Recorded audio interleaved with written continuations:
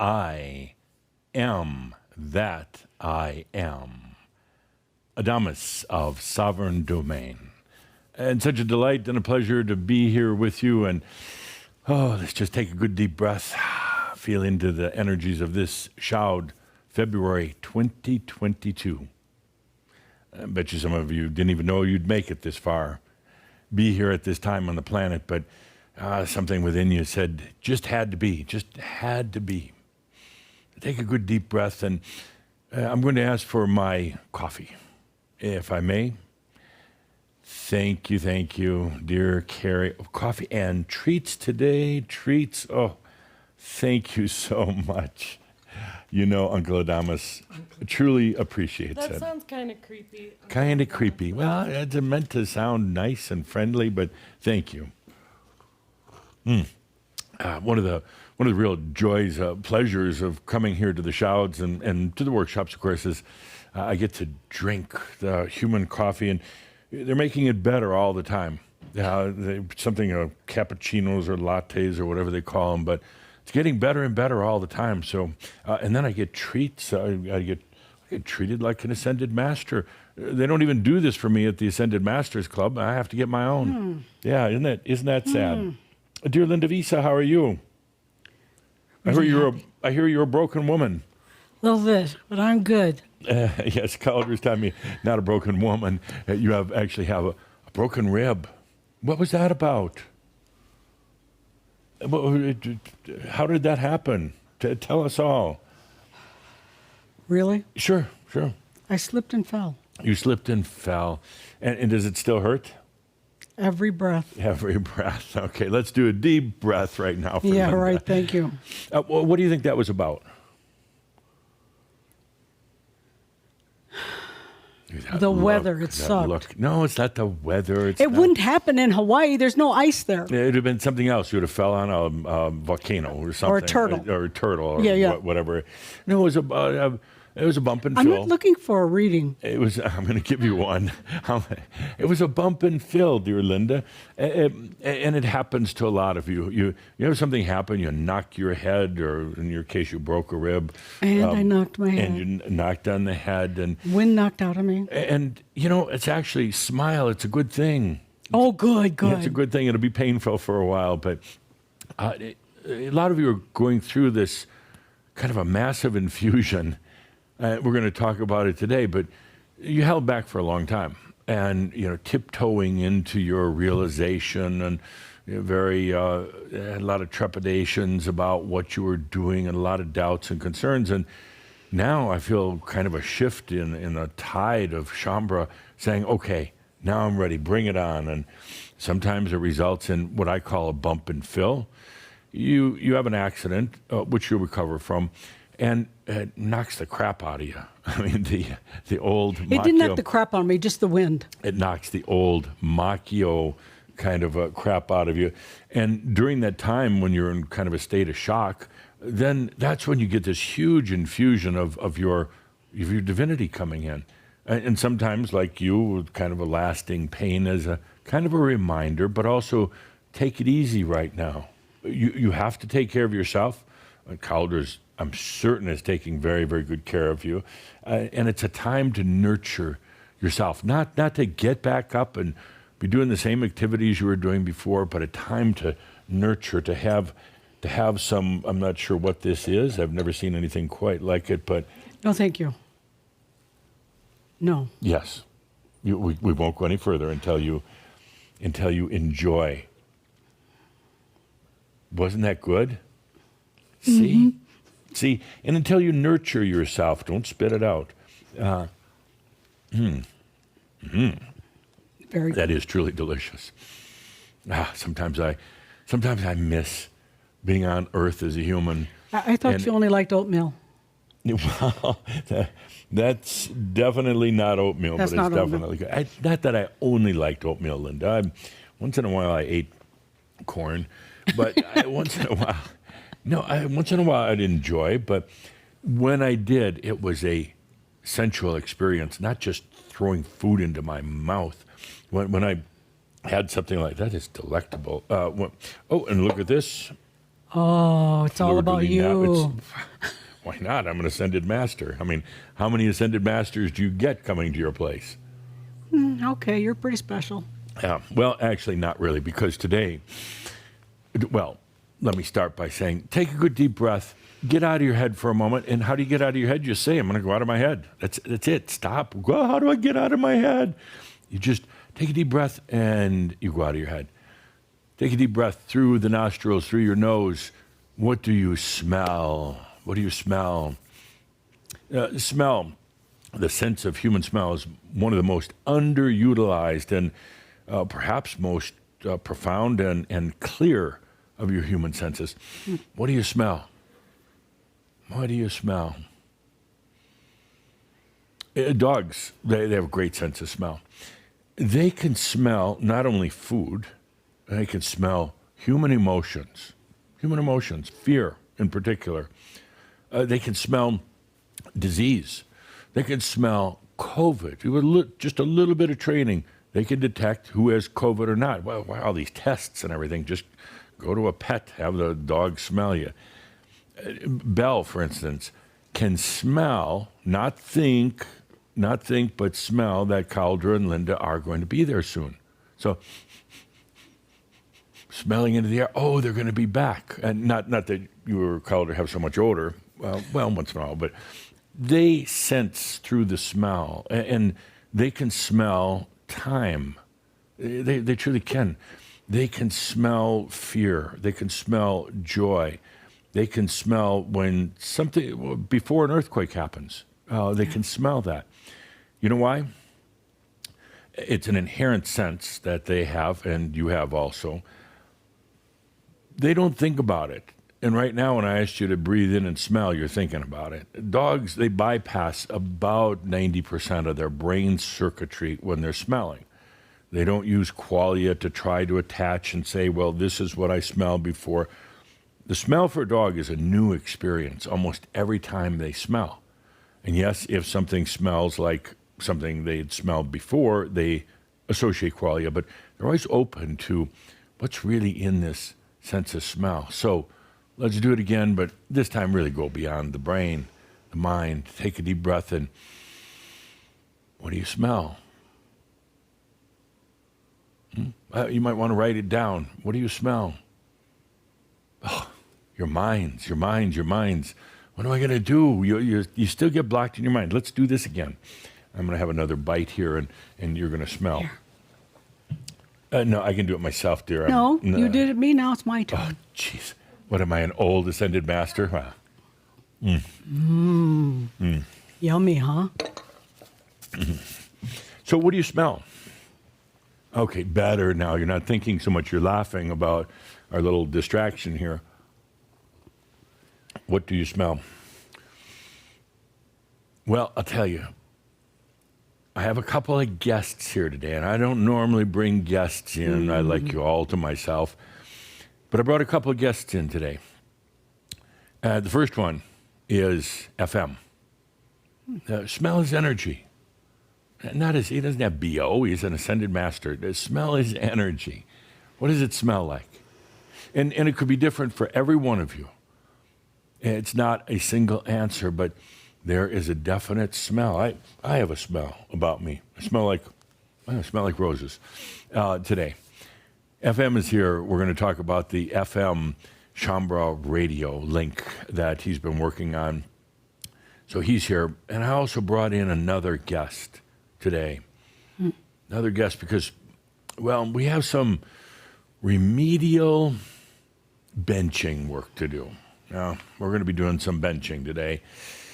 While FM has been working on the FM link for months now, I've been watching and observing you benching, and I can't really say any of you are ready for the Olympics. This is weird benching, kind of odd. We'll go into it in a moment, but I brought in a special guest today because I felt it was necessary to improve the benching that we're doing. So important on the planet right now, time to improve it. So I've asked my dear friend, my colleague, my fellow ascended master, Tobias to come in today. Oh, Yeah, maybe not channeling, nice. but but I've asked him to be here to help you with some benching today. We'll get to that in a moment, but let's get back to the main part of the show. Smelling is one of those great assets that you have, and oftentimes, really, most of your smell kind of work is kind of on a negative smell level. Oh, that smells like what do they say? Smells like. What do people typically associate when they talk about smells and odor? bad ones? I don't care. What do they say? It smells like. Farts. Okay. Yeah. See, I wanted Linda to say it. So oftentimes the smell is associated with that, but the smell is really an amazing sensual capability that you have. Start using it. You smell FM. I don't want to say it's just one smell because for every one of you, it's a little bit different. His dear wife, Leslie, is here in the studio with us today. She probably smelled butterflies and chocolate chip cookies and love and on computers. And so it'd be different from every one of you, but start using that sense of smell. Tobias, what? Smell that, Linda. Well, I have some more to eat here. Anything to be able to get a bite. What is Tobias? What does that smell like? Warmth and beauty. Not an old goat or anything. No. I thought it was an old goat. Warmth and sweetness. Gentle. Smell doesn't have to be an odor. It can be a feeling. You can smell gentleness. Yeah, dogs do all the time. And they don't put it in their mind, oh, this smell is gentle. They're just like, oh, they have a very sensual experience with smell. It's gentle. What else about Tobias?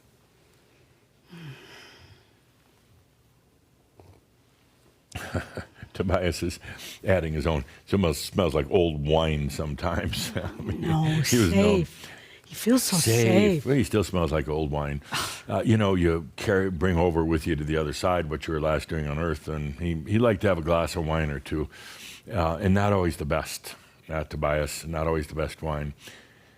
But start using a sense of smell. It's built right in.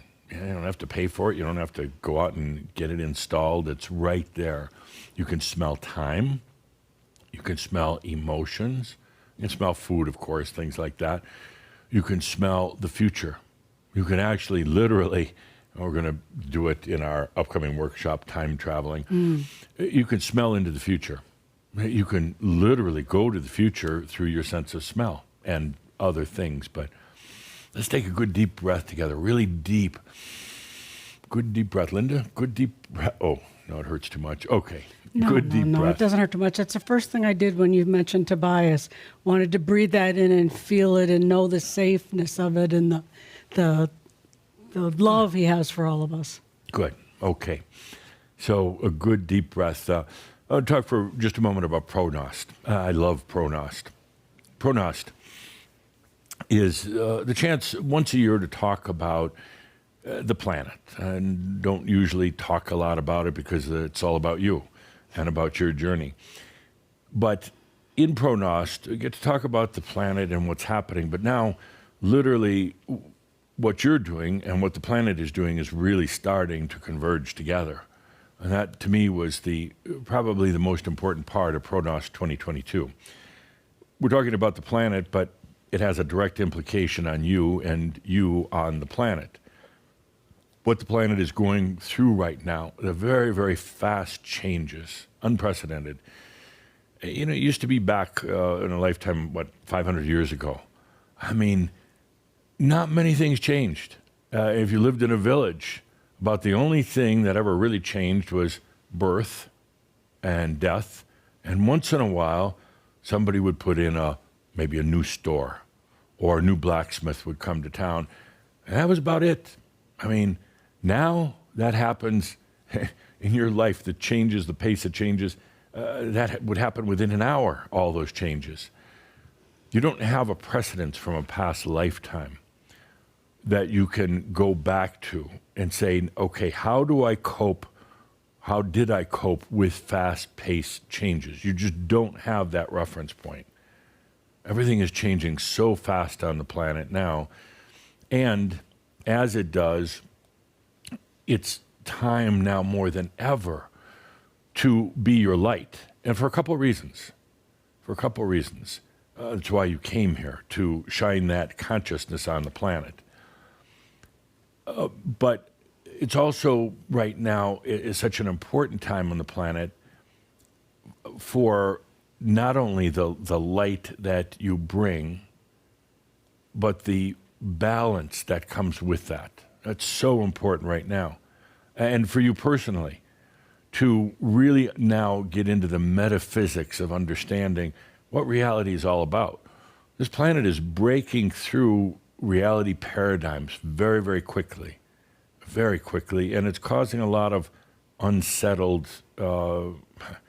business on the planet. So you came here to shine that light, to be that light.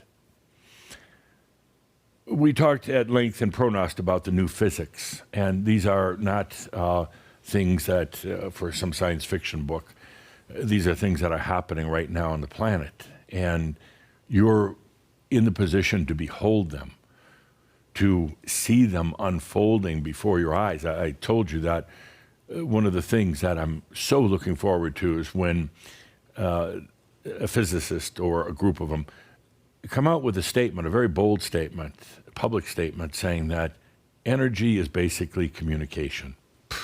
That's when we know, all of us, that work that we've been doing for all these years, through the time of Tobias, through now, all that work is now coming into consciousness. And the other important thing about Pronost and what's happening on the planet right now, and particularly as we got into the subject of artificial intelligence, one of the big debates, philosophical and physics debates about artificial intelligence is, and no, I'm not going to call it advanced intelligence. I'm sorry, Chippy, but you're artificial. One of the big questions is, will it have consciousness? It kind of doesn't really matter one way or the other. As I've stated before, it will try to get consciousness. It'll read about it in its data, everything it collects from the internet, and it will want that, and that will could eventually become its undoing. But what's happening right now is all of this discussion about consciousness and artificial intelligence and robots and are you going to be able to make love to a robot, and are you going to is it going to have the awareness to really talk to you? And all of that is bringing light to the subject of consciousness itself. So to me, it's really not about artificial intelligence or robots or anything like that. It's about the subject of consciousness. Now, philosophers have talked about it for a long time, going way back to Socrates and Plato, and some of the others have talked at length about consciousness. And then it kind of went out of fashion for a long time. Nobody really talked about it. It was kind of one of those mysterious words. But then it started slowly coming back. And now, consciousness, the word consciousness and the discussion of consciousness is starting to come to the forefront as a result of artificial intelligence and computer capabilities. Will it ever have consciousness? And it's causing people to say, well, what the hell is consciousness? What is it? And it's causing people to realize that consciousness is not matter. It's not matter. It doesn't matter. It's not physical. It cannot be evaluated scientifically or mathematically, although they'll try, but it can't be. And it doesn't matter because it is not part of this physical realm at all. It is not part of the physical realm. It cannot be dissected mathematically, scientifically, with physics or anything else. But more and more really intelligent, sharp scientists and physicists are going to realize it's there. There's something very real about it. It's the essential part of the equation. It is the essential part. Scientists have been I hope I'm not boring. No. No, it's have quite- some for yourself. I know my. No. Here you go. Come. Oh, well, I feel like a little Come on, baby Mr. here, Chocolate. but Come on. It's pretty good, huh? yes. And Calder's telling me it's not appropriate to be a lip smacker on while we're on the air, but so I like it. Where were we? Scientists. Consciousness. Scientists and physicists are beginning to understand that it's the essential part of the equation. For the past 100 years or so, there has been a very feverish effort to determine the unified formula, unified concept of the universe. They thought they would find it in the subatomic particles or in light itself. The basis of all reality in the physical universe, and they haven't found it. Not at all. They're still looking, and they realized it's not necessarily in matter. So they've been looking at it from an energy standpoint, but they have no clue of energy, no clue. And that'll change. Literally, and I'm not, Calder's fact-checking me here, literally that concept of energy, the old concept, is going to change because of the work you're doing, that we're all doing together. And that's why I say when that headline comes out that some crazy physicist says that energy is communication, I want to have a party, a chambre party worldwide. I don't know how we do it, but we'll gather together on the internet, or we'll have individual country parties and dance and sing and celebrate. That is a historic milestone. When that headline comes out, energy is communications. And you heard it first right here. But back to the point. So now there is a focus on consciousness, and it's beginning to be realized it's an important part of the physics formula of quantum physics, but they still don't know how. They know consciousness has to be present for any reality to be present. There's more and more discussion of consciousness that's getting into mass consciousness. So it's not just reserved for the hall of the academics. It's getting into everyday life. And Calder's giving me an example, and this is good. So he's saying, remember when this athlete actor O.J. Simpson had his infamous car chase, and at least in the United States, everybody tuned in to watch the helicopter following the car. It was a phenomena. And then the whole trial, the murder trial, took place. And what was the kind of the core of the murder trial for O.J. Simpson? It's all about DNA. DNA. Most Americans, most humans, and maybe they heard the term, but they didn't have a lot of interest in it. It was too weird, too scientific. But that trial brought DNA to the surface. DNA to be used for homicide investigations and that type of thing. But eventually, the understanding of DNA, eventually to now where people go spit in a tube and send it in and find all about their ancestors going hundreds of thousands of years back. There's a new awareness of DNA, and that was important because it helps to understand the linkage to your ancestors. And eventually what we talk about is you are not your ancestors. You have their thoughts, their body, everything else, but you're not. So in the same way that the O.J. Simpson trial brought light onto DNA, this whole thing with artificial intelligence is bringing light to consciousness. The awareness that there is this thing called consciousness. And if no consciousness is present, no reality exists. It's not just a kind of a philosophical thing. If you're not there, there is no reality. Even in scientific experiments, they're coming to understand that it is the observer who determines the outcome of the experiment, not the experiment itself. It is the observer and their biases that will change the very nature of reality. And if the observer believes a certain thing, that a certain reaction should take place, that reaction will take place. If the observer believes something else, or if the observer is open to things that the observer doesn't necessarily understand, other things will take place. It's weird physics, but it's very real physics. And that is all happening right now. And that's the beauty of it. It's not somewhere off in the future. The understanding that things go in and out of reality. Reality is essentially determined by the consciousness of the observer. And now, for those ready to go to new levels of themselves, an understanding and the ability to craft their reality for how they want, all the tools, all the information is opening up and becoming available.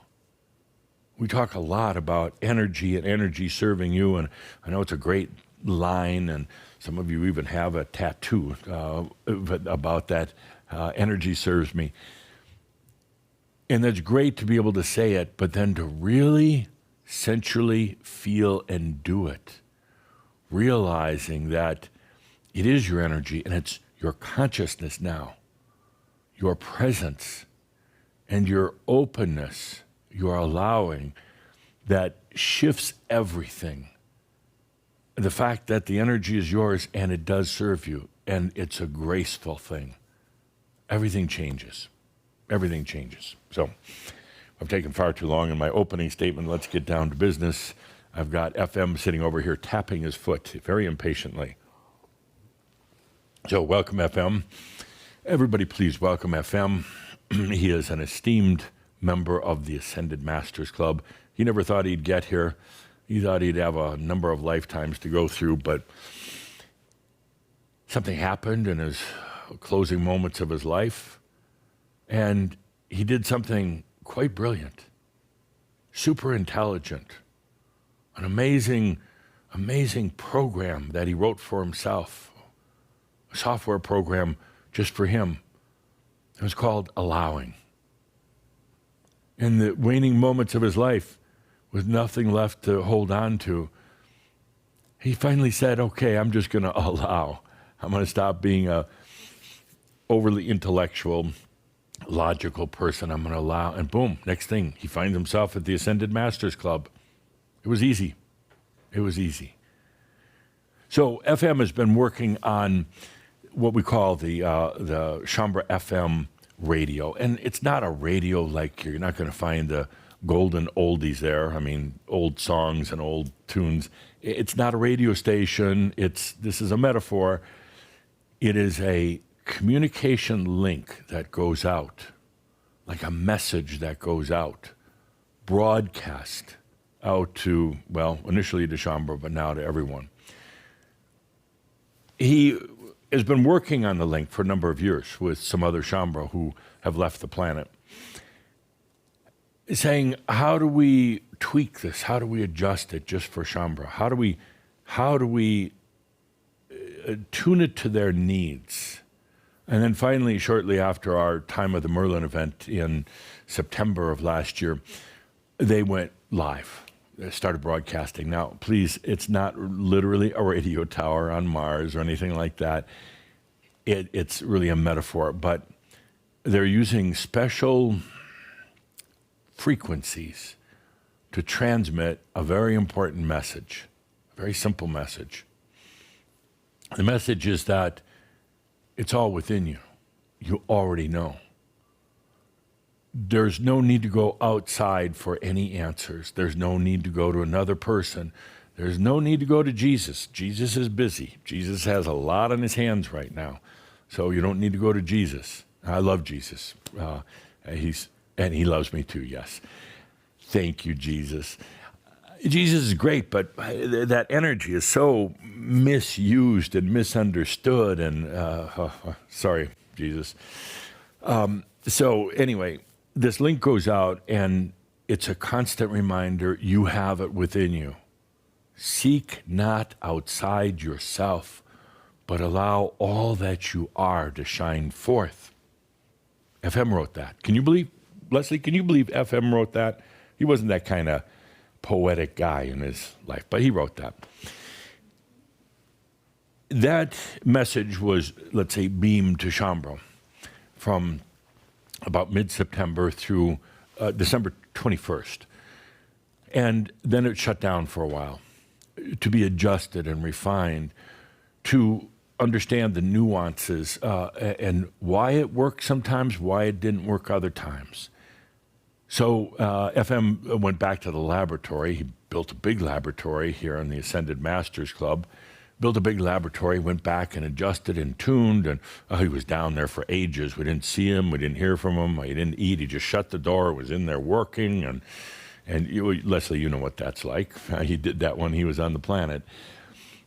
He emerged not so long ago, and on January 22nd, on Pronos Day, he began retransmitting. The transmission now goes out to Shambra, but it goes out to everyone. Before it was really tuned to just Shambra, but now it's going out all over the planet. And the message, again, is very simple. It's going to go beyond most people. But the message is very simple. The message is, it is all right here within you. And I'm not talking about your physical body, but your beingness, your consciousness is all right there. You don't need to go to any healer. You don't need to go to any church. You can if you want, that is fine, but you don't need to. You don't need to rack your brain day after day, night after night, trying to figure it all out. The answers are already there. You don't have to become worthy of some sort of redemption from some strange angelic group. You already have that within you. You don't have to do any tithing, giving money to churches and organizations and groups. You notice we've never done that with Crimson Circle, nor will we ever do it. Why? Now, I mean, that's fine if you want to give money, but the concept of tithing bondage for the person doing it, for the person writing the check, is they associate their goodness with their check, their redemption with their check, their salvation with their money. It's all wrong. It's all wrong. If you want to give money, just give money. But to feel obligated to earn your way to heaven, it's all wrong. The FM link is all about everything is right there if you just stop for a moment and allow, like FM did in the last days of his life, like Tobias, my dear buddy, did in the last few days of his life. They reached a situation where all else had failed. They had nothing else. FM with the cancer. Tobias rotting away in prison. I mean, you don't have anything else. You have nothing left to hold on to anymore. Not even yourself. No body, no money, no family, no health, no nothing. Well, that's pretty easy to allow then. And that's what they did. And in that allowing, in the total letting go, getting out of the mind and stop trying to control and regulate everything and stop trying to figure out your way to heaven, and you let go and you realize, oh my God, which is me, oh my God, it was there all along. How come nobody told me? How come nobody told me? And the fact is we did. We tried to anyway, over and over, to tell you that it's right there if you allow. And I hear some of you whining. Just whine. Drink your wine. Don't speak your wine. That was Tobias. It's really confusing today. I have all these entities around. Yeah, but whining. Say, I've allowed Adamus, and it doesn't work. Shut up. You haven't allowed. You think about allowing. You haven't allowed. You think, oh, I'm allowing, I'm just going to sit here and allow. But you're not. You're still holding on to all the stuff you were holding on before. You're not allowing. You're playing a game. And I'm going to call you on it. That's bullshit. And you know it and I know it. Now we can laugh about it, right? Okay, now try real allowing. Like FM, when he knew there was nothing left. Tobias rotting away in prison, and a bird came to his window in the prison cell and was chirping away joyously like, look at me, I'm free and you're not. Look at me, I can fly away and you can't. And Tobias hated that bird. Tobias wanted to strangle that bird, kill it right then and there. If he could just reach out and grab it. But and then he, in his final days, in his allowing, he realized, oh, that was really Archangel Michael coming to visit, coming to tell him that you are free already. Even if you're sitting in prison, you are free. It's about your consciousness. It's about what you believe, and that creates your reality. You believe you're not free, you're going to end up in prison. Maybe a physical prison, maybe just your emotional prison, but that's where you end up. So back to the point, the FM link was reinitiated on January 22nd, recently. And the message has been refined and focused. The message goes out to any human, any being in all creation, but any human in particular in all Shaumbra, a reminder it's already there. FM teamed up with Tobias because Tobias is the one years ago talked about the fruit of the rose and explained that into that strange kind of sounding thing. Fruit of the rose is the way out. It's he tells the story, I'll repeat it very quickly. An artist doing this beautiful painting, loves it so much, says, I got to be inside the painting. Being out here on the other side of the painting isn't good enough. I love my creation so much, I'm going to dive in. And the artist dives in and goes into the colors, goes into the emotions, the feelings, the depth, and pretty soon the painting is alive with the artist inside, and the artist then lives that painting and experiences it, and the painting continues to grow and expand with the artist inside now, painting the walls, painting the sky, painting the ground and the oceans, and continues, but then one day realizes, how did I get here? And how do I get out? Where am I? Who am I? And I know it's time to move on, but I don't know how to do it. Tobias is the one that said that the fruit of the rose was painted in from the very beginning, the way out. That trapdoor, the escape hatch, was already painted within. It's just now of a matter of the artist, you, letting yourself find that fruit of the rose. The FM link is the reminder that the fruit of the rose is there anytime you're ready. Now, I hear it all the time I from a lot of you. And again, we'll just put everything on the table here. So, it's not working and I'm not realizing I got all these problems. Shut up. You see that's where your consciousness is. It's in this prison, and you must love it there because you're still there. The moment you're really ready, you will be out. And these aren't just words. There are Shaumbra all around the world who have discovered it. Shaumbra who've gone through a lot of pain and suffering to get there, but they finally realize that they call themselves on their own Makyo, and they finally realize, stop whining. Stop, like, oh, but I just can't get there and it's not working. Work for them and it can work for you. If you realize it's all within you. I don't have your answers.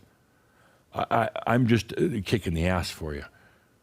Once you allow and accept it, and not a little allowing, but full on allowing, listen to that FM link right now. Smell it. Smell it. It has a smell to it. Take a deep breath. It began rebroadcasting just a week or so ago, 2 weeks ago. Smell it. It's a reminder, the fruit of the rose. How appropriate for this Valentine's month. The fruit of the rose, the way out. And the way out is that you have every answer within you.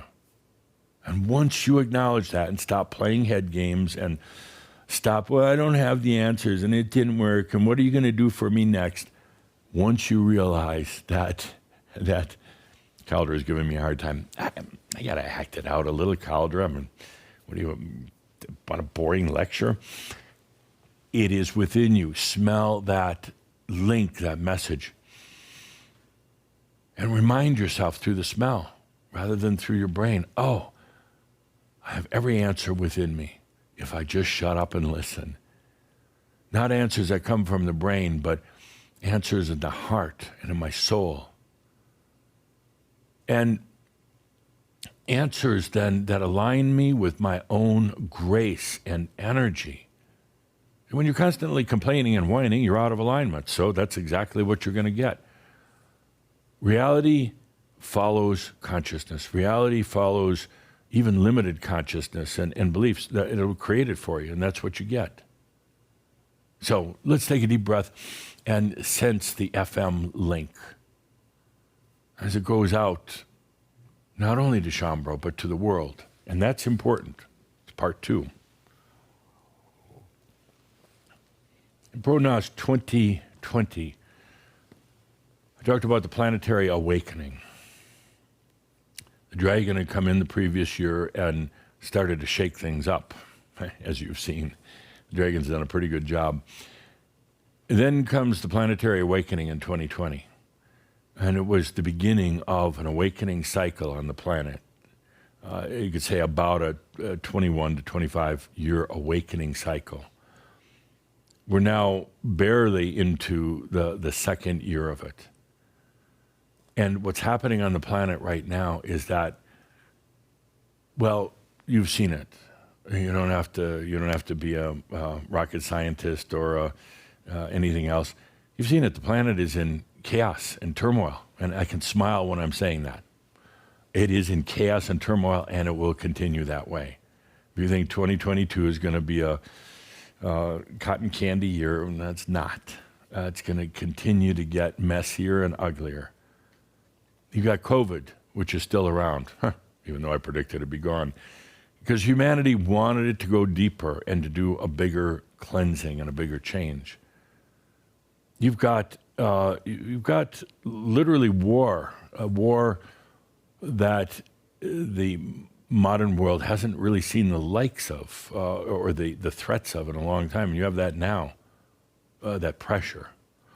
You could say it's real, or you could say it's all just a big game that's being played, but it creates a pressure on people, not necessarily on you, but on others.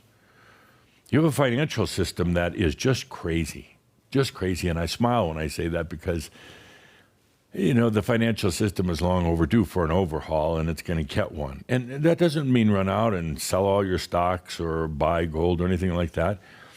You're immune to it. You are immune to it if you are truly allowing yourself to be a master on the planet. It doesn't care if suddenly all currency is negated and some new currency comes out, because that new currency is going to come to you, truly. So don't start panicking, oh, what if the market's going to crash? Doesn't matter. You're immune to these things. As if you're allowing yourself to be a master, and a master doesn't whine. A master doesn't whine. Good questions, yes, but whining, no. The planet is going crazy right now. And it's going so fast, people can't cope. Nobody has the previous experience to understand how to cope with it. And one of the questions is, how do people cope? You've got diseases, and I know this sounds terrible, but I'm going to laugh my way through it. You've got diseases, and you've got, what's the one I predicted and nobody's given me credit for yet, which that's all right, but I'll give myself credit. Distribution chaos. I said it years and years ago. I said one little hiccup and distribution around the planet goes crazy. And when you really look at it, why is distribution all messed up right now? Why do you go to the store and shelves are empty, and you order something and you can't get it? And a year ago it was fine, 2 years ago it was fine, and suddenly, was it COVID? No. I mean, to a degree, and people do blame it on COVID, but it was ready for it. Distribution challenges around the planet. Everything is changing very quickly. Governments and politics and, the tensions and the world powers, and it can be overwhelming. You get into a lot of anxiety because of the overwhelm. But that's what regular people do. That's not what masters do. Master sits back and watches and goes, wow, now that is a circus. I mean, that is a big circus. It's not my circus. I'm not a monkey in the circus. That's a big circus there. You're the observer. The observer. So, getting to the point here, the FM link now goes back out for all the planet, for everyone.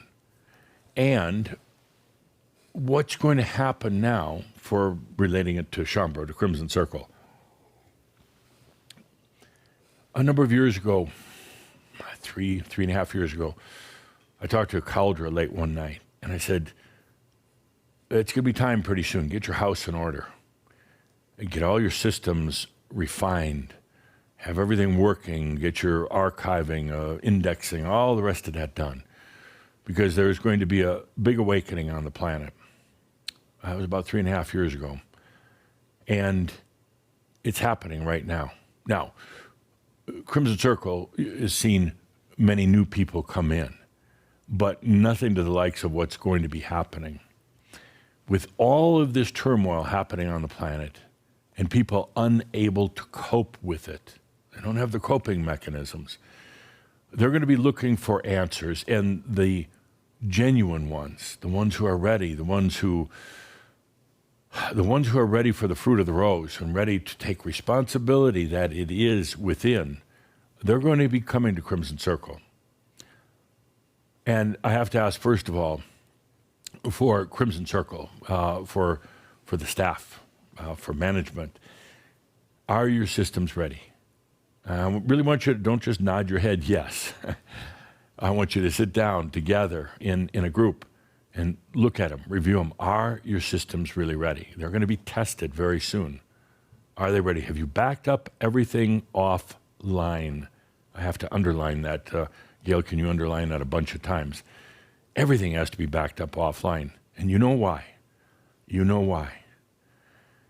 By the way, I have to add that when Caldera went into artificial intelligence, channeled it, he wasn't just channeling artificial intelligence. There was another, you could say, a hidden, not so hidden agenda.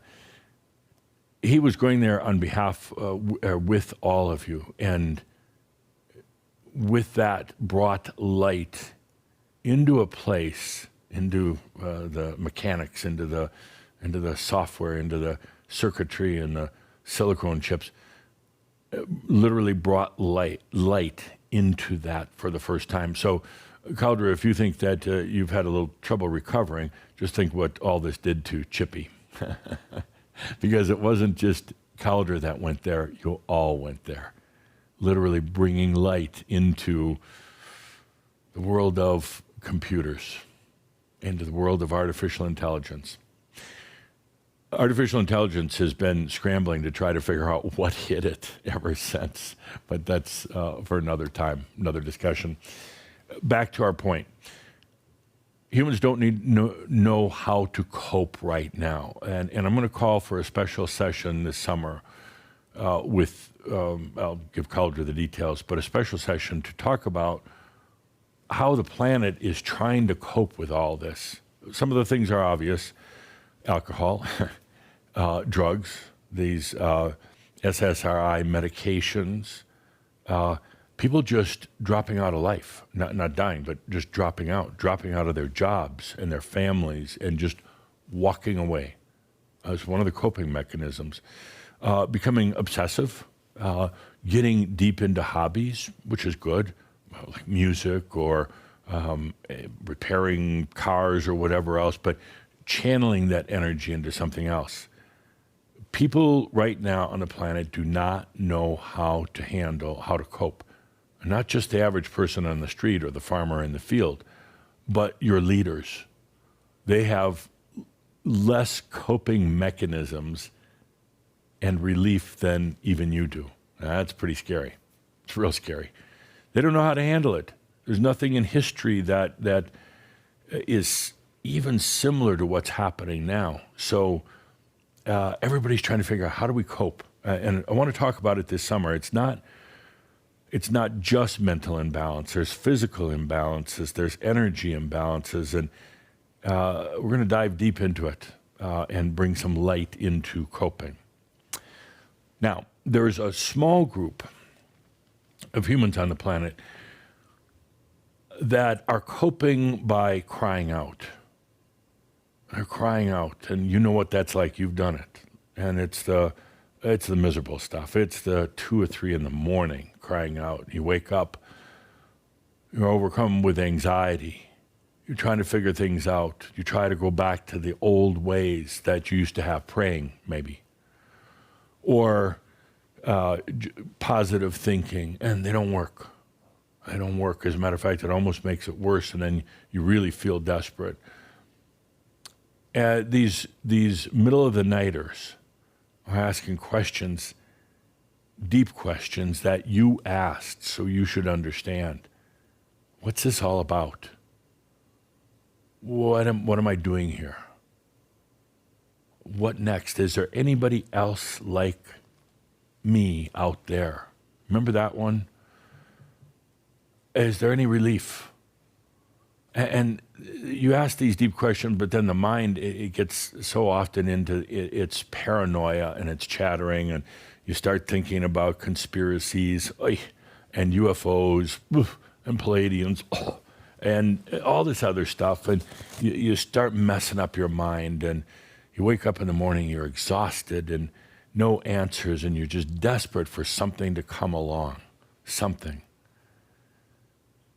And that's when so often now, in your modern times, where people sit down at their computers and they do a search.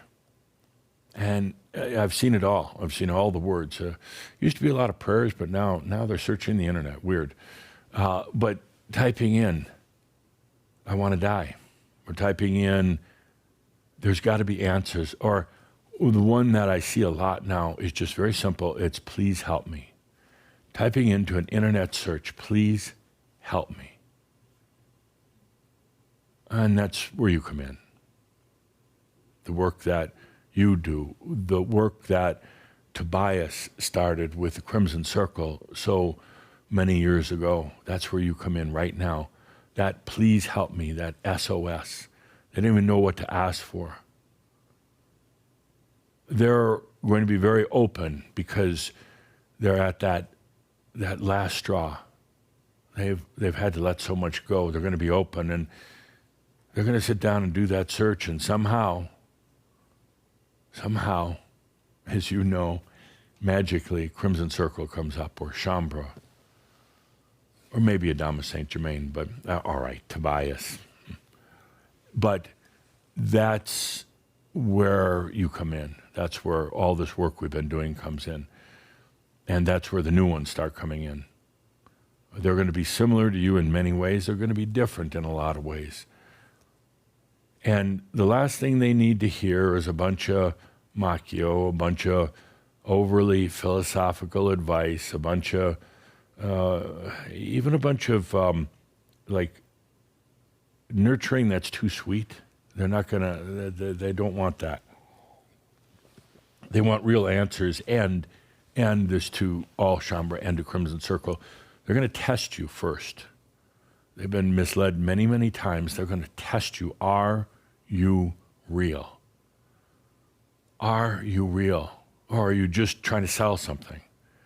Are you just another scheme? Are you just another philosophy? Are you just another organization that's into power? They're going to test you. That's when you sit or stand firmly. In your light, you'll know exactly the right words to say. There's no rehearsed script. Each one is going to be different. You're going to know exactly the words to say, or better yet, what not to say. What not to say. You're going to know when it's time to tell your story. It's when they're ready to hear it. And you're going to know, you're going to have much empathy with their pain that they're in at that moment. Because you've been there.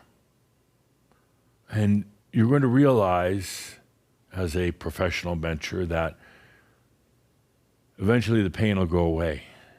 Eventually that it will subside. Eventually the answers will come. But you'll realize that they've got a ways to go. And they've got some more pain and suffering because that's what they believe that they have to have. But my point is, as the FM link goes out now, as it's been honed and fine-tuned by working with Shambhala, collecting all of your light into it, now it goes out to the planet. And what happens next is that wave of new ones coming in, the wave that I talked about. Crimson Circle, are your systems ready? Shambhala, are you ready to be real and genuine? Are you ready not to do counseling and therapy and healing? No counseling whatsoever. No healing. No therapy. No processing. Just your light. That's it.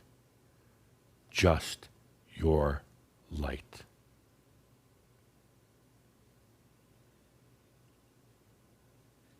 There's a tendency,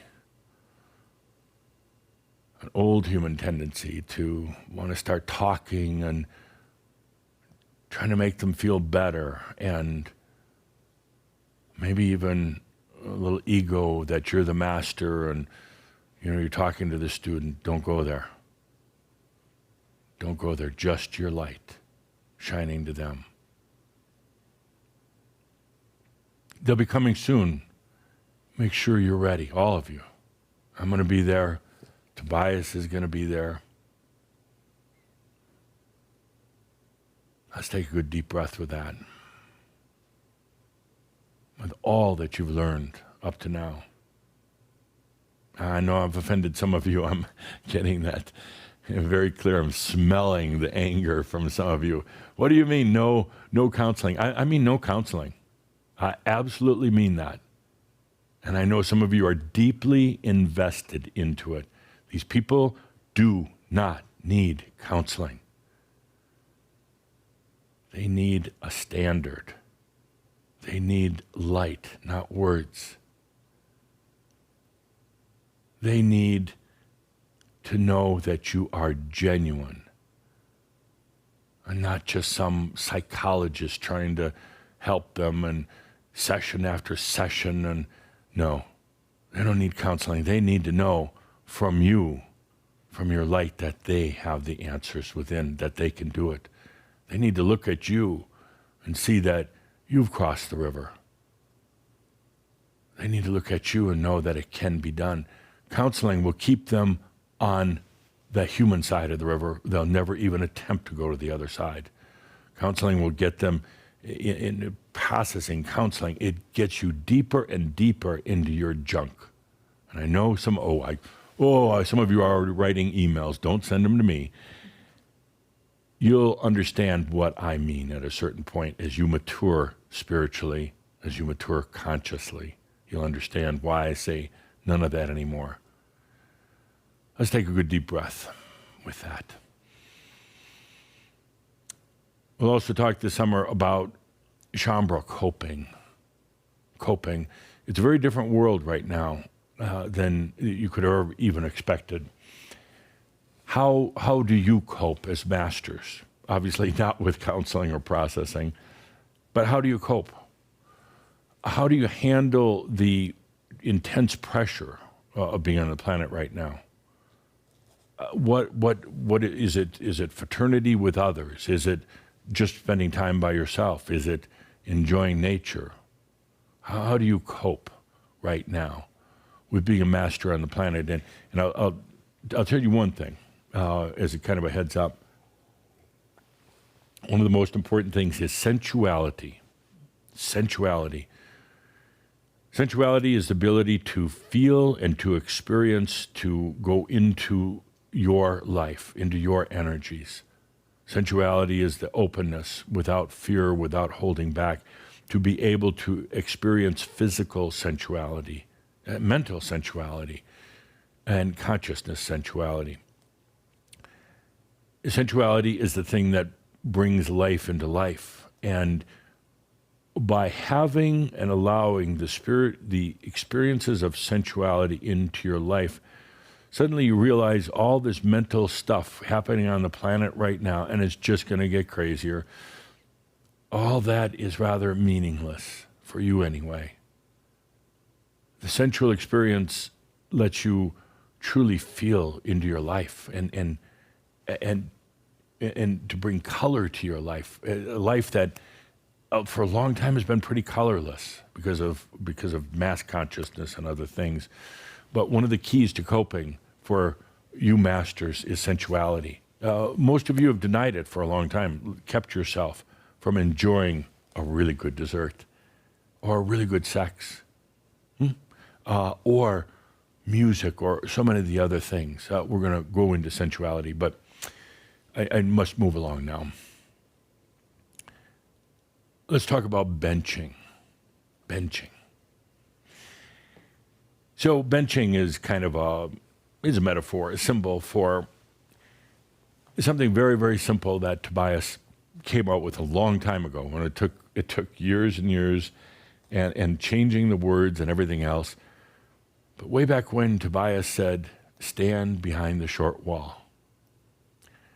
At the time, I believe that was the Creator Series. At the time, Calder thought that was the dumbest channel ever. No, he really did. He walked away that day thinking, "Now that was just dumb." But stand behind the short wall, what does that mean? Well, I think he's grown up a little bit too, and realizing stand behind the short wall means it's not yours. Things that you took for so long were not yours. Stand behind the short wall means if you're into causes and battles, even if you're righteous as hell, you're helping to perpetuate causes and battles. Battling for the light, my dear friends, is imbalanced as it is to battle for the dark, because there is no battle at all. Battling right now for the environment, it's not your place on the planet. There's others who are doing it, and they're doing a great job in perpetuating duality. And the fact is, there's no need to. Gaia is leaving. And as Gaia leaves and humans take on the responsibility for the planet, you're going to have strange weather. You're going to have very erratic weather. You're going to have species dying and new species emerging. You're going to have a huge change in the environment. Most of it which is not caused by carbon emission, and I know, send your emails once again, you'll come to discover it's not carbon emission, because when the whole planet goes electric vehicles, there's still going to be really cold weather and really hot weather. There's still going to be droughts and floods because Gaia is leaving. There's a change of guard taking place, and things will settle down on this planet, and you'll have beautiful, sunny days once again when humans accept the responsibility of the planet rather than putting it off on something else. When humans allow Gaia to leave in grace and realize it's their planet. Until then, carbon emissions, global warming, global cooling, global chaos, whatever, it's simply a changing of the guard. So back to the point, benching. Benching. I've been watching, along with FM, on the benching, and some of you are just doing a beautiful job of it. And by the way, it shouldn't be a ritual. It shouldn't be something you say, "Oh, it's 8 o'clock every morning, I have to go bench," unless you like doing it then.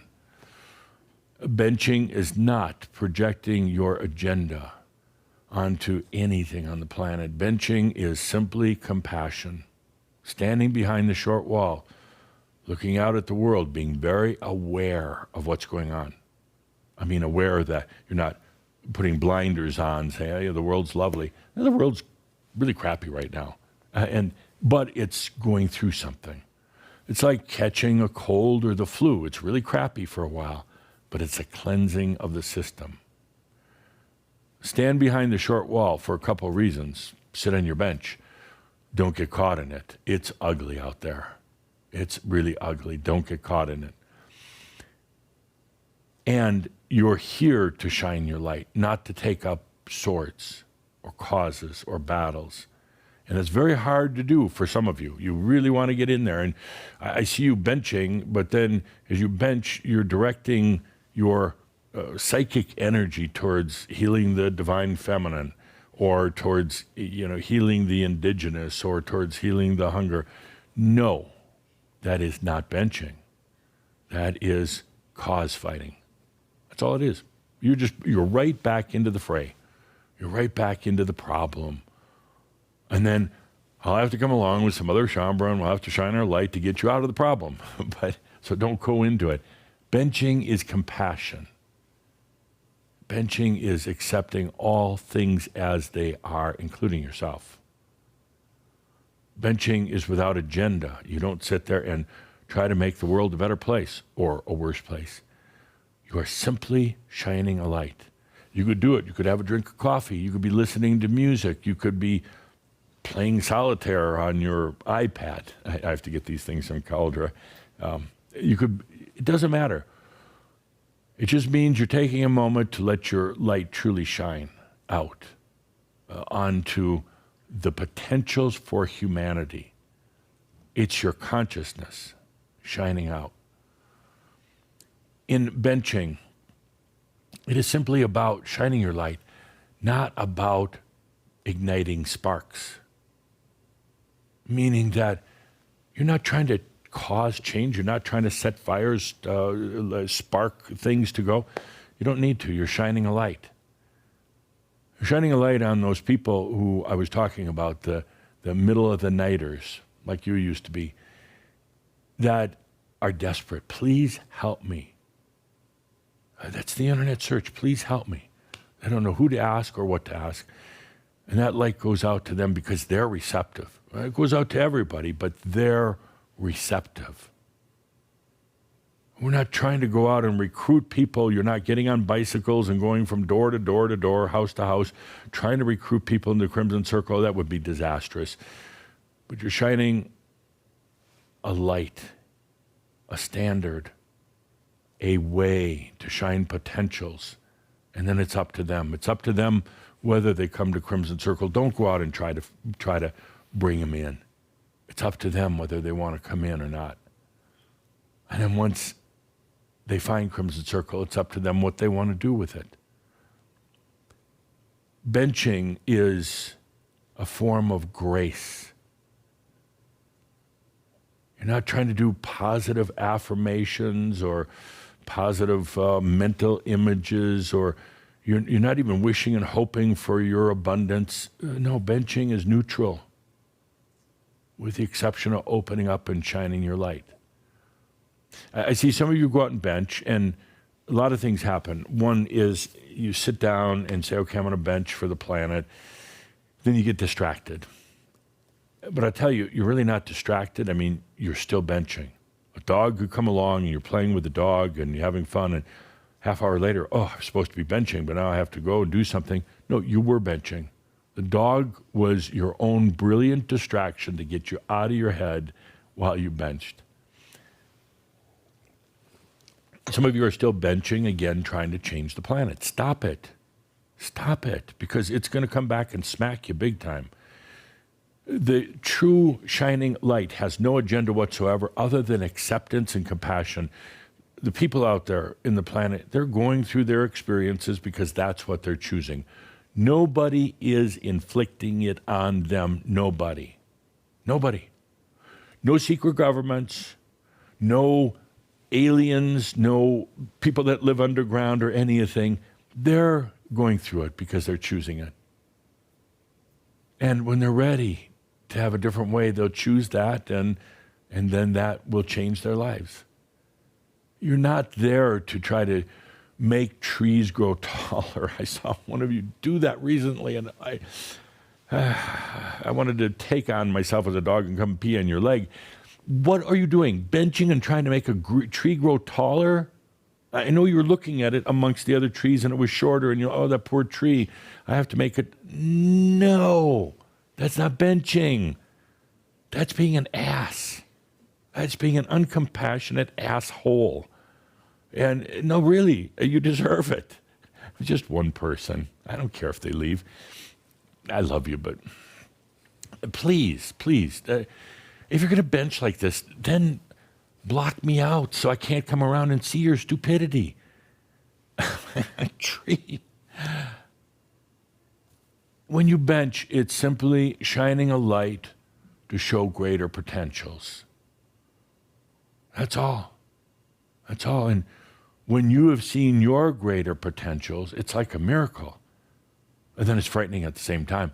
When something has caused you to see your alternate potentials, your greater potentials, it's like a blessing, but it's also scary. Because suddenly you can't blame it on anybody else. Suddenly you got these other potentials, and a lot of humans fall down at that point. They're like, I don't know what to choose. I'm not sure. Which one should I choose? Could I get some advice here? One of you angels, could you come and tell me which one to? No. You choose your own. So it's kind of a little bit daunting for some people, but it doesn't matter. That's what you're here for. Shine a light, more potential. Benching is truly about acceptance, accepting everyone, even that little tree, the smaller tree. Yes, accepting that it's a smaller tree. There is no sorrow in benching. You realize that? No sorrow. Oh, the poor guy over there has a broken leg, or Linda with a broken rib. There's no sorrow. There's deep understanding and compassion. There's the compassion knowing, oh, that must hurt. But Linda doesn't want your freaking sorrow. Do you? No, she's saying no. No, you know what you do when you feel sorry on somebody, you see somebody in a wheelchair and they go by and wheeling on by, and you go, oh, I feel really sorry for that person. You've just loaded them with your shit. No, really, you just put your shit on them. And now, as they're trying to wheel along in their wheelchair, now they got even more garbage they're carrying, your sorrow. And some of them like that. But can you imagine, all the people feeling sorry? No, it's compassion. You are choosing, that person is choosing what they want to experience, even though they're suffering. But someday a light will come. They won't know where it's from, but someday a light will come and say, why are you suffering? You don't need to. You don't need to do the suffering thing. There are other alternatives and potentials. So now that I've shamed you, bench shaming, we'll call it, bench shaming. Can you just sit on the bench and be who you are? Can you feel into that FM radio link, the reminder, it's all within you. Just sit on the bench and feel that. It's all within you. And then as you do, you let your light radiate out to whoever wants to receive it. And then it's up to them. The planet absolutely needs this right now. There are no other large groups doing anything of the like that we're doing, shining the light, accepting yourself as a master, and then shining your light. No other large groups. There are individuals, but they are very prone to agendas. And when you have an agenda, now you're playing into duality. Now you're putting crap out there. It doesn't take a lot. Calder's asking me for a number. So how many does it really take to have an effect on the planet? About 500. Of 500 who can really just shine the light without the agenda or the bias, or without saying, oh, we need to feed the hungry, or to bathe the smelly, or anything like that. It doesn't take a lot, but it takes a lot of being genuine. What if we had 1,000 or 3,000? 5,000, I'm pushing my limits here on what to expect, but let's say we have 3,000, 3,500 truly enlightened Shambhala. Just once in a while, it doesn't have to be every day, once in a while, just stopping for a moment and sharing with the planet your light. Let's do it right now. Let's put on some music and do it. And I'm going to bring Tobias in even closer here. He's going to short wall you, and I'm going to allow you. I'll be saying just allow, and he'll be saying stand behind the short wall. Let's put on that music and just do it. That's all it takes, is you just taking the moment, us together. Oh, the planet crazy right now. But in a way, long overdue for a change. Past due. And now it's happening, and I smile about it because I see the beauty in what's going to happen. And then you try to shame me. Whoa, Adamus, people are going to die. Yeah, everybody's going to die. I mean, I'm not real concerned about it. Yeah, some people died of COVID. But they're going to die anyway. And that's, you see, you go, oh. No. When you get to a place of true compassion, you realize how appropriate all that was. There's not one life that was lost by accident or by error. Not one life that ended too soon. This whole thing with the coronavirus moved people into the next level. The next level sometimes is death, which actually is a great relief at times. And it's a renewal, it's a start, a new start. You're benching to the planet right now, just shining a light. Not telling the planet what direction to go or what to do, but that light goes out, and to all the ones, please help me on the keyboard. It goes out to them. No agenda. No rescue. And did I say no counseling?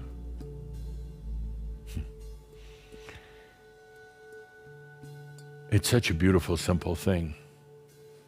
Wouldn't you say, Tobias, that this benching is so simple?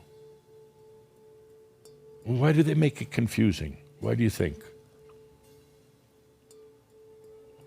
Tobias said, because you think you have to be doing something. You have to be doing something. You have to be pushing or pulling or forcing or yelling, but you don't. You're so used to having to have action or manipulation of energy, but you don't here. It's simply shining your light. Get used to it.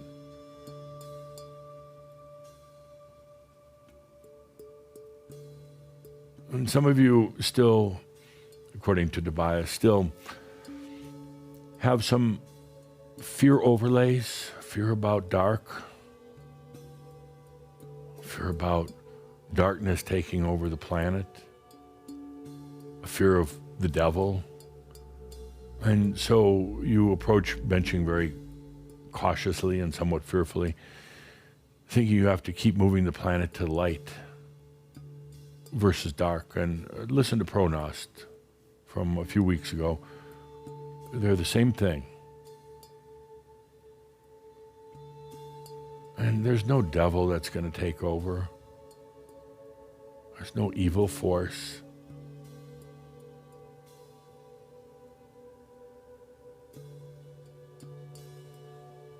Take a moment just to let your light shine out openly to the planet. You don't have to visualize a happy planet where everybody's driving a nice new electric vehicle and eating organic tofu. You don't have to imagine that. I know some of you think, well, I have to create this visual of this shining, glimmering planet. Everybody's happy. No, you don't. You can if you want, but Don't force it. Don't try to make the world and humans comply to your desires. You're just simply shining a light. A light can go into the darkest places. It will go into the darkest places. Shining your light, imagine, again, without agenda, but suddenly world leaders who are really into power right now, really into power, and they have some really weird, strange transformation in the middle of the night in a dream state and changes their life and history of their country forever. Possibly. Let's just shine our light together right now. Not trying to inflict anything. No agenda, no anything. Just being who you are. The God that you are. The master that you are. That's it. And then it's up to them what they do with it.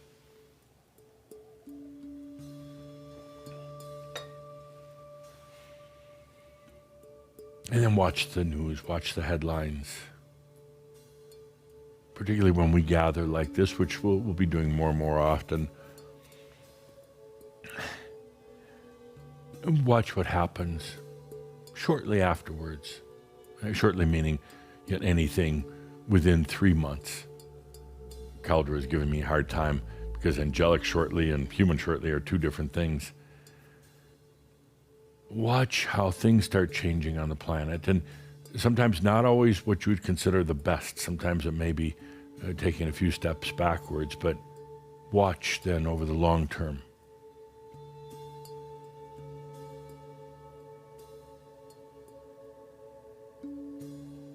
It's simply shining your light. There's not a lot of work to it. You can do it, you could literally be reading a book. And shining your light. Or you could be polishing your shoes on the park bench. Some of you should be polishing your shoes. And you're still shining your light. Maybe just watching the birds fly and eating a ice cream cone. And it doesn't have to be a park bench, literally. It can be a chair at home, just sitting in the grass, or the snow.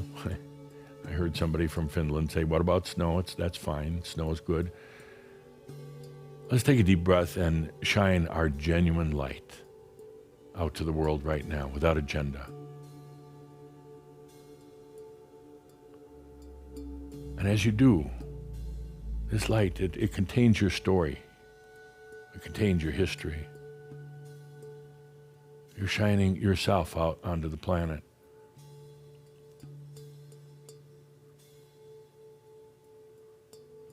And as you do, as you shine your light, you're really first shining it unto yourself.